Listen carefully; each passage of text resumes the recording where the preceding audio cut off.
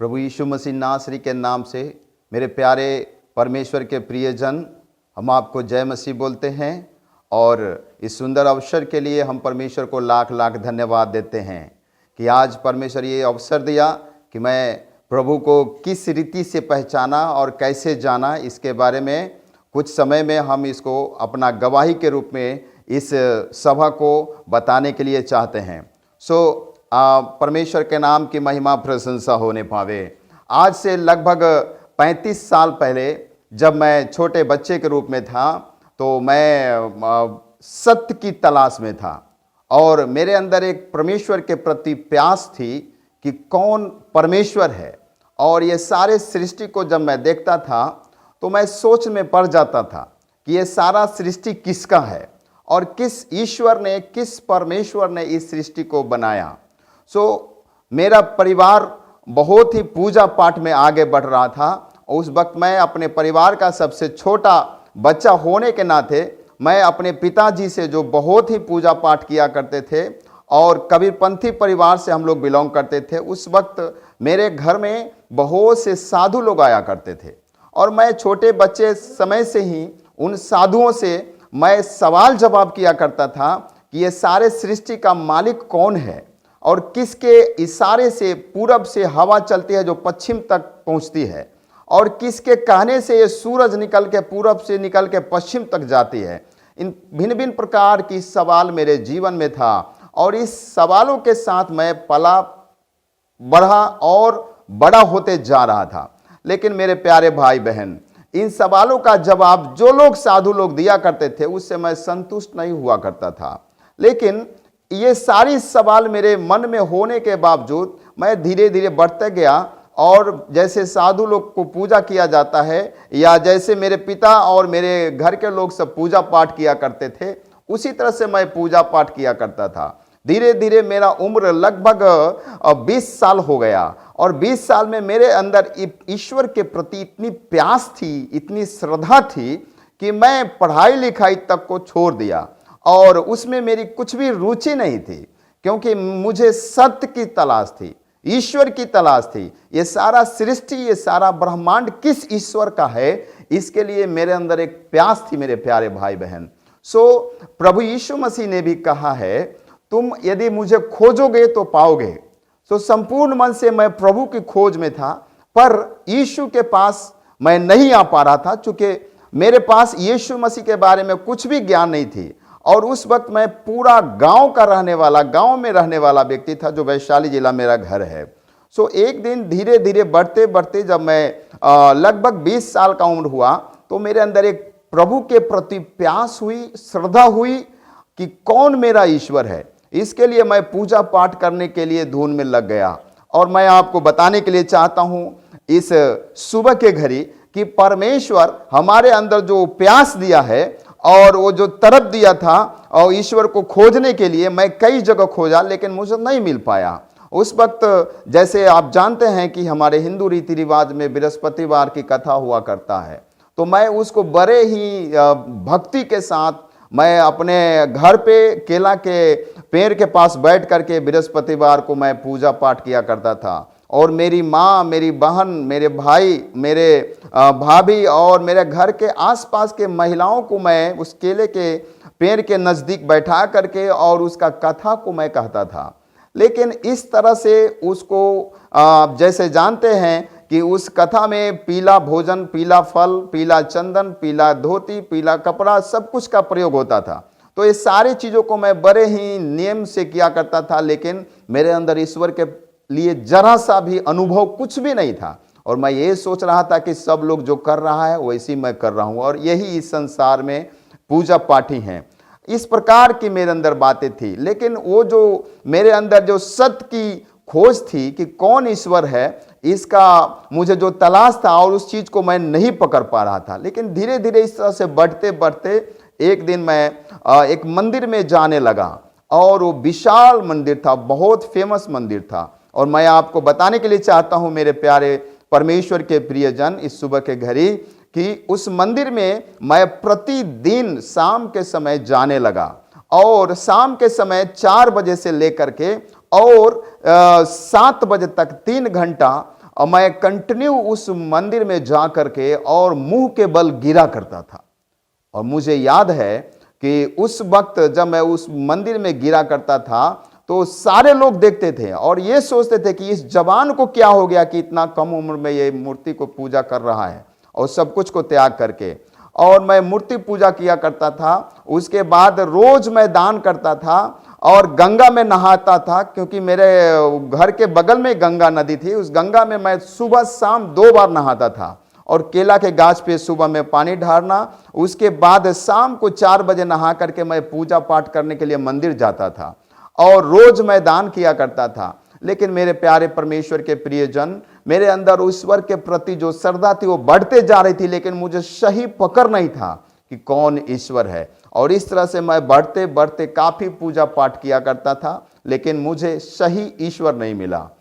Last में एक शाम मुझे याद है कि जब मैं मंदिर जाने की तैयारी में था तो अचानक मेरे मोहल्ला में एक ऐसा व्यक्ति मिला जो बिल्कुल अंधा व्यक्ति था और जवान था, लेकिन अंधा होने के साथ साथ उसके घर के सारे लोग उसे छोड़ दिए थे और उसका बाल बड़ा था, नाखून बड़ा था, मूंछदाई सब बढ़ गए थे और बिल्कुल अनपढ़ व्यक्ति था। और वह व्यक्ति जो है मेरे मोहल्ले में 4-5 आदमी को बता रहा था यीशु के बारे में। और मुझे ऐसा महसूस हुआ कि मुझे उस छोटे से झुंड के पास, जहां लगभग 4-5 आदमी का झुंड था, उसके बीच में वो बैठा था, मुझे जाने का मेरे अंदर से आभास हुई। लेकिन जब मैं उस जगह पहुंचा तो मैं क्या देखा कि वो बीच में जो अंधा आदमी बैठा है वो देखने लायक नहीं है, उसका शरीर बहुत ही गंदा है और चारों तरफ से उसको लोग जो है सुन रहे थे। लेकिन मैं आपको ये बताने के लिए चाहता हूं, जो वो शब्द बोला वो शब्द मेरे जीवन को बदल दिया। उन्होंने स्पष्ट बोला कि जिस मूर्ति को आप पूजा करते हो, वे सारे लोगों को सामूहिक रीति से बोल रहा था कि जिस मूर्ति को आप पूजा करते हो वो मूर्ति का आंख है लेकिन वो देख नहीं पाता है, उसका कान है लेकिन वो सुन नहीं पाता है, उसका मुंह है लेकिन वो बोल नहीं पाता है, हाथ गोड़ है, सब कुछ है लेकिन वो हिला नहीं पाता। मेरे प्यारे परमेश्वर के प्रियजन, उसका ये शब्द जो उन्होंने बाइबल से लिया था, ये सब मेरे हृदय को एकदम घायल करके रख दिया। क्योंकि मैं ही ज्यादा पूजा पाठ किया करता था, रोज 3 घंटा पूजा करता था और केला के गाछ में पानी ढारना प्रतिदिन, और बृहस्पतिवार का कथा कहना और प्रतिदिन 3 घंटा पूजा करना। मेरे अंदर एक विशाल मूर्ति के पास जा करके मैं सो करके पूजा करता था। तो इस प्रकार का शब्द जब वो अंधा आदमी ने कहा कि मूर्ति का आंख है लेकिन वो देखता नहीं, ये वचन हमारे हृदय को घायल कर दिया। लास्ट में सारे लोग उसको छोड़ के चले गए और उसको, उस व्यक्ति से जो अंधा व्यक्ति था, मैंने पूछा कि तुम इस शब्द को कहां से सुना सीखा है? और वो डरते हुए उन्होंने मुझसे बताया और उन्होंने कहा कि आप संडे को चर्च में जाइए। तो उसके कहे हुए बातों के आधार पर मैं जब चर्च में पहुंचा मेरे प्यारे भाई बहन, तो वहां के लोगों से मैंने सुना और देखा और उनका बातचीत करने का तरीका, और उन्होंने जो जो बात तो बाइबल से बताया वो मेरे हृदय को छू लिया और मुझे आभास हुआ कि ये वाकई ये सही परमेश्वर के जन यही है।